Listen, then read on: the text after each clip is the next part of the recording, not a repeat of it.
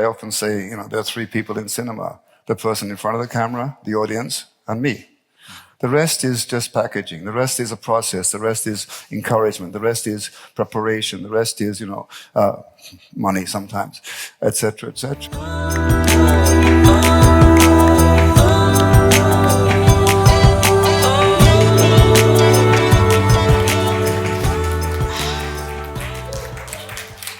Thank you, Cole. It's all downhill from now. Always playing to the home crowd. Yes. Now, for the next act. Oh, careful. I think you dropped. I lost my hand. Here. So, I want to stick that behind. Just oh, no. Oh, shit. No. So, I'm wearing this just in case any of you are pirating this talk. We have the copyright here. Yeah, right. Well, we got a bit of time, so maybe this is so formal. I mean, it is very formal. I'm always formal. Where's the beer? Like, Where's the beer? Where's the beer? I mean, where's the beer sponsorship? You can maybe call to pull so up you say that changed the look of cinema? People have said that, and I would argue it. But you'd argue it. Fuck you very much. I'm not sure if you would. Are you careful? You're supposed to give me the Bollywood Reporter award. The award comes tonight. You have to work for it first. Well, if this is work. And I drink sparkling water. No, I mean, I wanted to go through some like your. I don't believe anyone's seen any of my films. You don't think so? We can do a quick survey. No. The pirated videos. I mean, I've been selling them online for. Nobody buys them in Cologne. It's very strange. Is it? Just specifically Cologne. We'll see what we can do about that. I wanted to ask first. I mean. Your work obviously stands for itself, I would say, but you've got a whole... I can't stand for myself. Is that well, yeah, that's the thing. But I fall down more often than I stand. But I wanted to know, I mean, you started as a cinematographer relatively late. 32. 32, which is unusual for your profession. 3 years ago. You've been doing fairly well since then. What was it that... growing up and in all the careers that you had before you started cinematography, what was it that caught you visually? I'd be really interested to know what you were inspired by or... Women. Isn't it obvious? I mean, someone like Maggie or Gong Li or Tilda Swinton I'm not lighting the film, they're lighting the film. They are the energy, the chi, and in Chinese, Tai Chi, the chi, the energy, the resonance, this wonderful gift that they give to us. And I think I'm just a bridge. I often say, there are three people in cinema: the person in front of the camera, the audience, and me. The rest is just packaging. The rest is a process. The rest is encouragement. The rest is preparation. The rest is, money sometimes, etc., etc. But actually, the real astonishing pleasure that I have every day of my life is that I am a bridge between the audience and these wondrous people who dare to give so much of themselves. We have our suits and we have our so-called PhDs. You have a PhD. We have all this, what's the word, support. We have a structure around us, but an actor has nothing.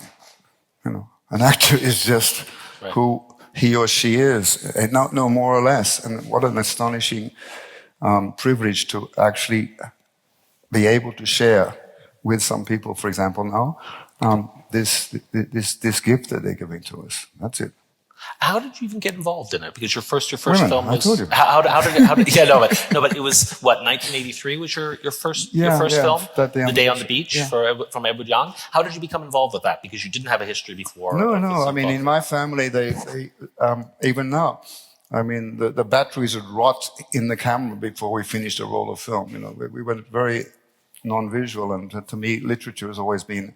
I mean, even now I don't watch films. I'd rather read. So I don't know. I think again it was a period of Chinese history where things were evolving, where people had, as they do now, certain aspirations to go further, and I just happened to be there at that time.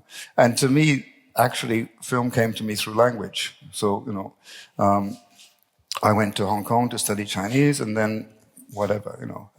I just fell into this this hole which Cologne is trying to pull you out of.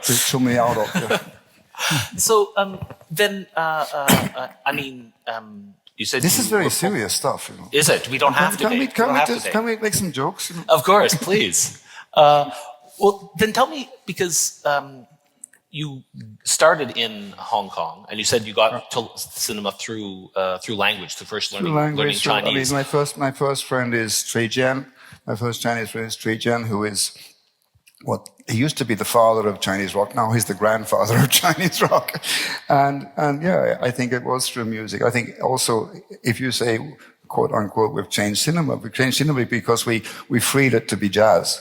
I think that to me, that the dance between the actor and the camera, the give and take between an idea and its fruition, the changing climate, all these things. I think to me, filmmaking is a dance. It is a jazz. It's a jazz. It's a combo. It's we get together, we start together, we go off on our little solos, and we try to end together as happily as possible. And so I think that's it. I think music. And the structures of literature have informed the way we work more than traditional filmmaking or the most beautiful part of In the Mood for Love is when we cross the line, you know where we cross the line, because that's what's happening emotionally to the actors. When I worked with Barry Levinson, we'd always have these arguments with the continuity person, because she said, no, he was looking to the right now, and now they've gone over here. And I think this is it. I mean, to me, it is this dance. It's people in space. When you have someone like Ray Fiennes or Jeremy Irons saying, what is my motivation for opening the door? You didn't check your paycheck? And I think, to me, lighting is feng shui.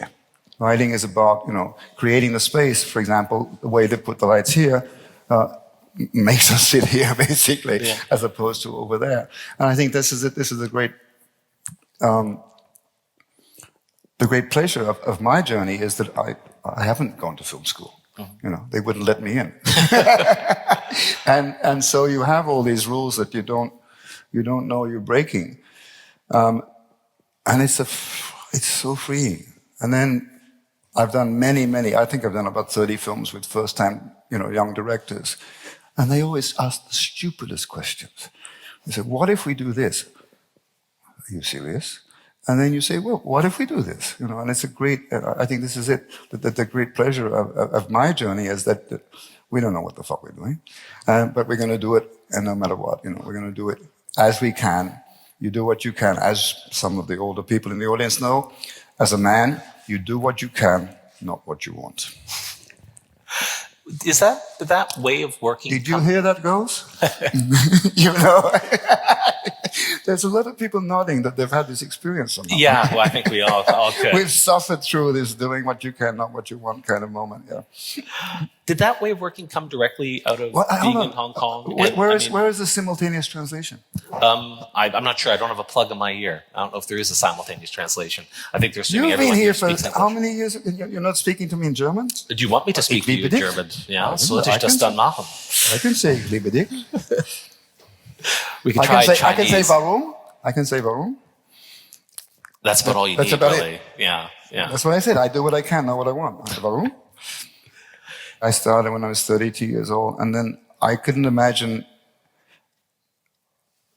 something more appropriate to me than I can move around, I can be with beautiful people, I can, go a little bit crazy, I can move, I can think on my feet, I don't have to sit behind a desk. I mean, why aren't you doing the same thing? Why aren't you, going to this wonderful space which is the space where you belong? And this is what always surprises me, that how did it happen? I didn't, as Willie Nelson says, I didn't come here, but I ain't leaving.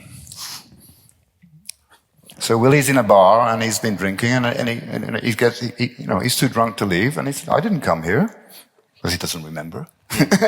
But I ain't leaving. And I think that's how I feel about filmmaking, I didn't come here, I didn't plant this, but how astonishingly appropriate that this journey has, whatever, the give and take between how I am and what we do is just, every minute of every day, I have this astonishing pleasure of even looking at how much shorter the left side of your... I know that. That's my wife told me that this morning, and I didn't. All morning he's been thinking about it. So I mean, you notice it's a little bit longer actually on true. the right. That's why I'm trying to give everyone an angle so they never see both sides. Only of the I can face. see the left side of your face. What I mean, and this is I think that why we're here. I guess I think that you have and that's why the films are the way they are, because we have to celebrate this astonishing gift that we've been given, which is life, which is looking. Now, you say I have a good story for a change, okay? So you say I changed the look of cinema, right? It's been said, and I would argue the same thing. But yes. you were quoting somebody else, right? I was quoting someone else, yeah. So there I was a year ago, and I don't know if you've seen any of my films, but most of them have... There's, for example, Ondine, the film I did with Neil Jordan, the greens are so beautiful, Fuji and blah, blah, blah. And then I always know, that green, as you can tell, it always had an attraction for me. And then my doctor says, it's because you have cataracts. You have like an orange filter on your eyes. So, of course, green is the one color that stands out most, so that's why you go for it. I said, what am I going to do? He said, well, we're going to cut your eyes open. I said, really? Good. And then he says to me, you can do this and that and this and that. But everything's going to look blue. I said, oh, shit. Yeah, and it's true. So there we are. So he says, I got to warn you, from now on, once I cut your eyes open and put new lenses in there, of course, German lenses, of course, always, from lights. And then he says, it's going to be bluer and it's going to be one stop brighter. I said, okay.